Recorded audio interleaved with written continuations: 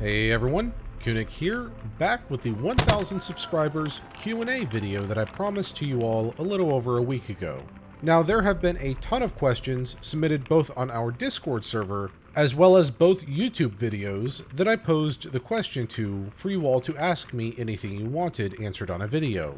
And I think I'm going to be able to answer them all in this video. So hopefully the only questions I am unable to answer are the ones that come in after I make this recording. Anyhow, with that all said, I was going to say roll for initiative, but we're not actually doing a story today, so let's get to the first question. This first question comes from Deadlucky32 and Space Magna and Watcher of Meme Lords. What got you started on making YouTube videos? Well, I truthfully cannot answer this question because I started making YouTube videos back in 2006 and I don't even know why. I was around 17 years old then and yeah, I don't know. But as to why I started making videos on this channel, I can certainly answer that question. So in 2019, my fiance, then girlfriend, and I got really addicted to those reading Reddit stories YouTube channels. You know, channels like r/ and the like, where they read stories from Ask Reddit or what have you. And she knew I had the technical background to do something like that and thought I had a good voice for it. So she suggested that I try it out. And I did. Back in late December of 2019, I actually started out the channel as one of those very generic reading stories from Reddit channels.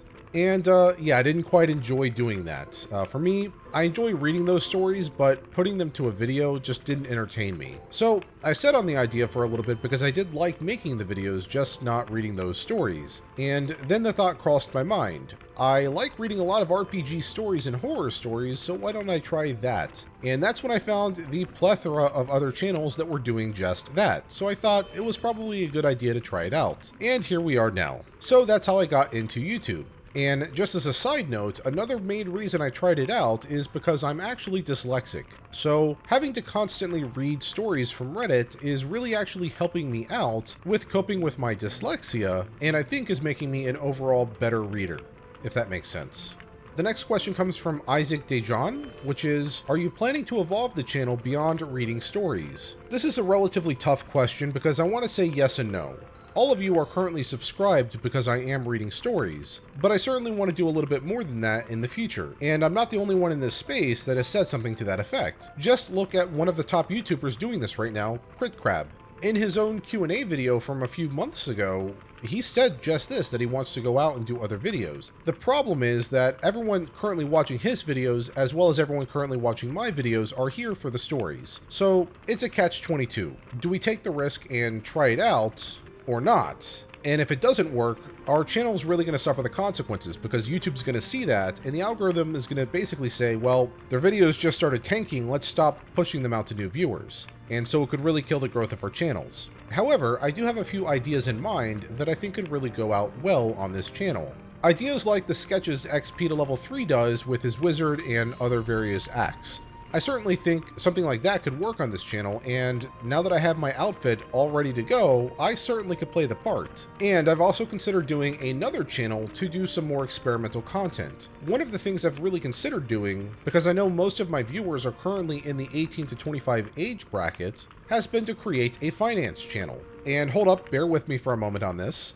My idea with that channel would be to really help engage with my younger viewers to learn about personal finance. I wasn't taught it in college. In fact, the lesson I got in college was through a stock trading course I took, and I came out of it thinking going into penny stocks was a brilliant idea because of something I had done in the class regarding penny stocks that made it so I didn't have to take the final exam. And that is a horrible idea, by the way, for anyone getting into stocks. Do not do penny stocks. And so I think that there's a lot of knowledge I could impart on my younger viewers and hopefully set them up for the rest of their life financially in terms of what they should be doing at each stage of their life. But this is a D&D channel, not a finance channel, so I don't know how many people from this channel would actually go and watch that channel. And as a result, I'm going to pose the question to everyone in the comments below. What would you like to see out of this channel? Is there anything new in the channel that you would like to see me do? Leave a comment below. I'll definitely read every single idea. I am certainly wanting to evolve the channel to be more than just reading stories in the future, but I'm not really exactly sure where to take it just yet. and I'll probably have to sit on the idea for quite a bit longer. Jumping on to the next question, over at our Discord server, user Levitz posed the question, when did you start playing D&D, and how many systems are you familiarized with? Also, what got you into D&D in the first place? And to answer this question, it's somewhat complicated. I really started playing D&D for the first time in 5th edition, but my first time I tried to play it was right around 2003, which is when 2nd edition was on the cusp of becoming irrelevant and 3.5 had just come out. My friend, who was actually my current DM, tried to get me into 3.5. However, he didn't really explain things too well for me at the time, and so when he had me try to create a character and I had to roll for stats and everything was like below a 7, every single stat rolled below a 7, I kinda got mad and chose to not play the game, and that was my first experience into D&D. And as a result, I really didn't try out D&D again until 5th edition, and that was actually a direct result of Critical Role. Once I started watching that, I kind of got a better idea as to what the game was all about and decided to give it a legitimate shot. Now, as a result of my friend, the DM, having played all the way since 2nd edition, I actually know a fair bit about 2nd edition, 3.5, 4th edition, and 5th edition in terms of rule sets, but I've only played 5th edition. User Miser Queen and Artificial DM asks, what is your favorite race and class in D&D? Well, I can say my class outright is Rogue. In almost every single game I play, video game or not, I am a rogue. It's just what I play. As for my favorite race, that's a bit of a toss-up. I like every single one of them for various reasons. I can certainly see myself playing a tiefling a lot, an elf a lot, and I'm actually currently in the process of working on a swashbuckling Goliath who's going to have very high charisma for when he inevitably fails his stealth rolls. So yeah, as for a favorite race, I really don't have one. I'll play just about any of them to have some fun, and use it as a means to an end on how I'm going to roleplay the character. User Deadlucky32 asks, are you a regular DM or a player? I've never actually DM'd a game, and it's something I've been trying to do, so the answer to that question is that I'm a regular player.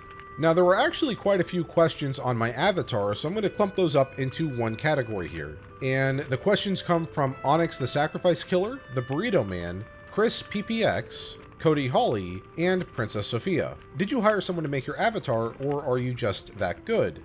I'm just that good. How the heck did you draw your character? Seriously, it looks awesome. Well, I didn't actually draw my character. I used a free vector program called Inkscape to put them together. And then I used Google and Bing Images to find reference images that I was going to use for the character. Where did the inspiration for the character come from? Really, I just thought I wanted a cloaked figure that was somewhat mysterious for the avatar. I didn't want to have to do a face, and I thought a cloak would be appropriate in that situation. What class would your avatar for your channel be? Honestly, I thought a lot about this, and I am leaning a little bit more towards Warlock than Wizard, but it's really a toss-up. If I had to pick, it would definitely be a Warlock because he doesn't have a beard. Got to editing the video and then realized I forgot one of the questions. Question by Cody Hawley, why did you choose to change your avatar? I kinda liked your old avatar better. Well, the simple response is that the old avatar was a Moogle that I made back in 2010. And while I do prefer him, it becomes an issue when I want to monetize the videos because the Moogle is copyright Square Enix, so I needed to make something that was unique to my channel. But to pay homage to the original avatar, I did keep a poof on top of the head of the avatar that is the exact same as the Moogle avatar, just with a slight color change. Dakota from our Discord channel asks, do you mind if I yoink you out of the AoE while you're casting Flare? Yes. Yes, I do mind. Don't do that. Users Lazy Spade, Lightning Jack, and Cult Phoenix Tail ask, what's your personal D&D horror story? And unfortunately, I don't have one. I've had the same DM for the past 20 years. The same one that I mentioned about D&D 3.5. Yeah, I didn't start with 3.5, I've played other tabletop games with him as a dungeon master, and generally he runs a pretty tight ship, so I haven't had any personal D&D horror stories. However, I am trying to get into Roll20, and I actually played my first Roll20 D&D game last Wednesday. So, chances are, if I continue playing those, it's going to just happen eventually. And believe me, you guys will be the first to know. Skyward Princess of Time asks, besides D&D, what other tabletop role-playing games do you enjoy playing? Well, most of the other go-tos I have are not really role-playing in nature. Things like Gloomhaven or Marvel Champions are usually what I play, or just general tabletop games as a whole. D&D is really the only one I'm currently playing with any real role-playing aspect to it. Watcher of Meme Lords asks, what game system would you recommend for someone looking for something different than D&D? Well, I've got two answers for you here. One would be Call of Cthulhu. Its setting is amazing, and the system is a little bit different than D&D. And by a little bit, I mean quite a bit. It uses what's called the basic role-playing system, and that has a few differences than D&D. Beyond that, any game that uses the GURPS system, which stands for Generic Universal Role-Playing System, would be a good bet for a starting place here, as there are a ton of games that use this system. The final question is a little bit out there, and it's by Sebastian Carante. I hope I pronounced that right. Okay, here's a weird one. How do you reconcile reading so much about D&D with playing so little? And I really don't think there's a good way to answer that. Yes, I would like to be playing the game more, but at the same time, I'm actually learning quite a bit about what not to do by reading all the stories. So I think they're helping me be a better player in the end, and hopefully in the future a better DM.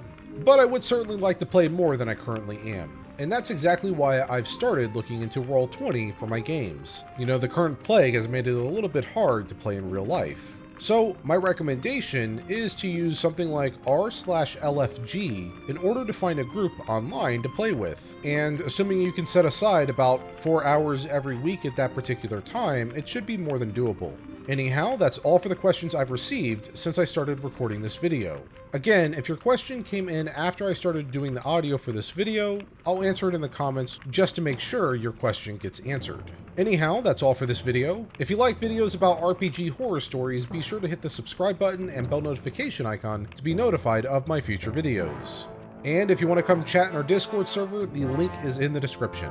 Now, while you wait for my future videos to come out, here are a few related videos that you can watch in the meantime.